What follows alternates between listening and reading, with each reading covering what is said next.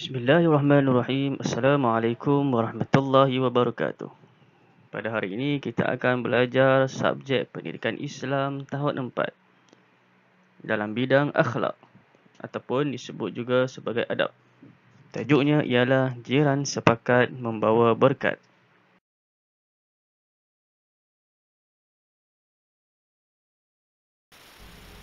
Apa maksud jiran? Mesti semua tahu kan?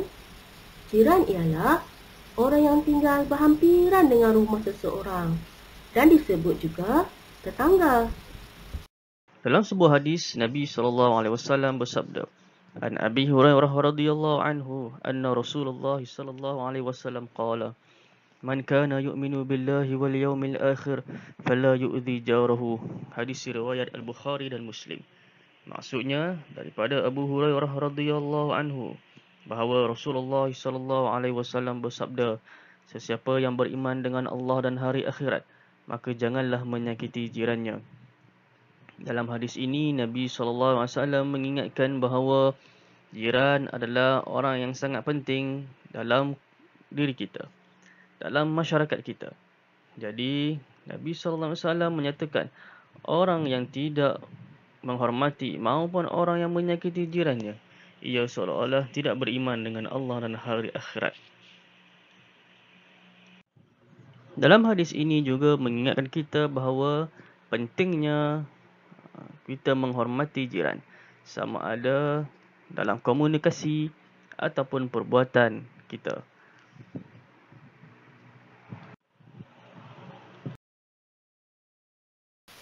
Berdasarkan hadis tersebut, seseorang Muslim wajib beradab dengan jirannya tanpa mengira agama dan bangsa.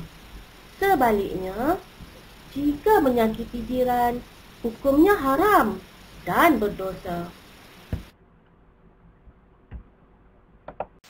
Mari menyanyi bersama-sama. Berbaik dengan jiran. Oma, Hana. Ya, Mama. Boleh tolong Mama tak? Boleh? Tolong beri buah-buah ni kepada jiran kita. Jiran? Ustaz Musa, Pakcik Yahya dengan Pakcik Huda tu jiran kita. Mari buat baik kepada jiran. Jiran yang kiri dan juga kanan. Jiran belakang dan juga depan. Semua jiran. Assalamualaikum Ustaz Musa. Waalaikumsalam semua. Kami bawa buah dari Mama. Wah, terima kasih. Mari semua, mari pergi melawat Pakcik Yahya. Pakcik Yahya? Kerana Pakcik Yahya tidak sehat. Ya ke? Mari-marilah Ustaz, kita pergi sekarang. Nanti dulu Omar Hana. Kenapa? Ustaz nak bawa makanan untuk mereka. Kita berbaik dengan jiran, berbaik dengan semua. Allah sayang kita. Mari buat baik kepada jiran. Jiran yang kiri dan juga kanan. Jiran belakang dan juga depan. Semua jiran. Assalamualaikum Makcik Huda. Waalaikumsalam semua. Kami ada buah untuk Pakcik Yahya dan Makcik Huda. Pakcik Yahya, makanlah buah ini untuk sihat. Terima kasih. Bila perut kenyang badanku kuat. Wah. Pakcik silakan minum, Pakcik silakan makan. Nanti dulu Oma Hana. Kenapa? Potongkan dulu barulah mudah dimakan. Kita berbaik dengan jiran, berbaik dengan semua. Allah sayang kita. Alhamdulillah.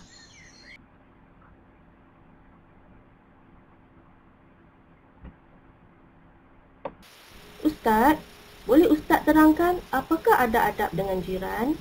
Adab dengan jiran. Apakah ada adab yang boleh kita amalkan? Yang pertama, saling menziarahi. Ziarahlah jiran ketika mereka sakit ataupun tidak. Bertegur sapa. Saling kita bertegur sapa dengan jiran-jiran kita. Bertanya khabar dan sebagainya. Bertolak ansur. Tolong menolong. Bantulah jiran-jiran kita yang mempunyai masalah dengan sekadar yang kita mampu. Bersangka baik. menghormati sesama jiran. Inilah aspek yang paling penting.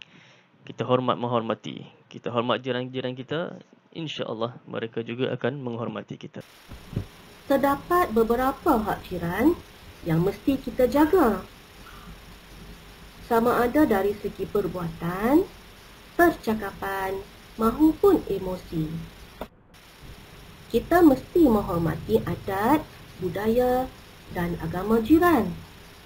Tidak menyakiti jiran, menziarahi jiran ketika jiran sakit, memberikan pertolongan jika diperlukan oleh jiran, melebihkan sedikit masakan dan memberikannya kepada jiran, tidak mengganggu ketenteraman jiran, dan saling memaafkan kesalahan dan bertolak ansur.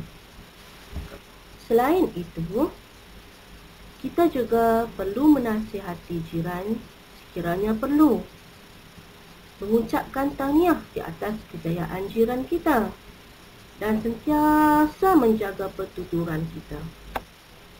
Sebagai seorang jiran, kita perlu berprasangka baik dengan jiran kita dan bersimpati terhadap jiran apabila mereka ditimpa kemalangan.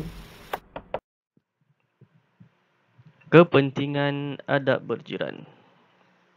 Mengapa kita perlu menjaga adab dengan jiran? Kepentingannya terdapat 3 perkara, 3 aspek. Yang pertama aspek individu, yang kedua masyarakat dan yang ketiga negara. Kita tengok perkara yang pertama iaitu dari segi individu. Mendapat pahala dan keredaan Allah. Selaras dengan hadis Nabi SAW itu, maka apabila kita menjaga adab dengan jiran, kita akan mendapat pahala dan keredaan Allah, insya-Allah. Yang kedua, menjamin ketenangan emosi. Apabila kita bersikap baik dengan mereka, maka hidup kita akan berasa tenang. Hidup jiran-jiran kita juga akan berasa tenang dan lapang. Dalam masyarakat pula bagaimana? Kerja yang berat menjadi ringan. Contohnya, apabila kita bersama-sama jiran, saling bantu-membantu dalam segala perkara yang dilakukan. Kita boleh bergotong royong dalam masyarakat kita bersama-sama jiran. Yang kedua, hidup aman dan harmoni. Gejala negatif dapat dibanteras. Kita bersama-sama dengan jiran menjaga kawasan kejiranan kita dari perkara-perkara yang negatif. Memupuk silaturahim, menjamin kita mengeratkan hubungan silaturahim bersama-sama dengan jiran. Bagaimana pula dalam negara? Negara maju dan menarik kedatangan pelancong. Ekonomi negara bertambah, insya-Allah. Itulah kepentingan adab berjiran. Bagaimana kehidupan Rasulullah bersama jirannya? Rasulullah SAW sentiasa berbuat baik dan tidak pernah menyakiti hati jirannya, walaupun jirannya itu seorang Yahudi. Rasulullah SAW juga sangat peka dengan kebajikan jirannya. Apabila memasak makanan, Rasulullah SAW menggalakkan kita memberi sedikit makanan kepada jiran, terutama apabila berlaku kematian dan musibah. Rasulullah SAW sangat melarang kita membiarkan jiran berada dalam keadaan yang kelaparan, sedangkan kita kekenyangan. Kawan-kawan, Rasulullah SAW sangat menghargai jiran. Rasulullah SAW berpesan agar kita kerap memberikan hadiah kepada jiran dan mendahulukan jiran yang lebih dekat. Rasulullah juga sangat menegah kita meremehkan pemberian jiran, walaupun pemberian itu kurang bernilai. Marilah sama-sama kita mencontohi akhlak Rasulullah SAW. Sekian, terima kasih.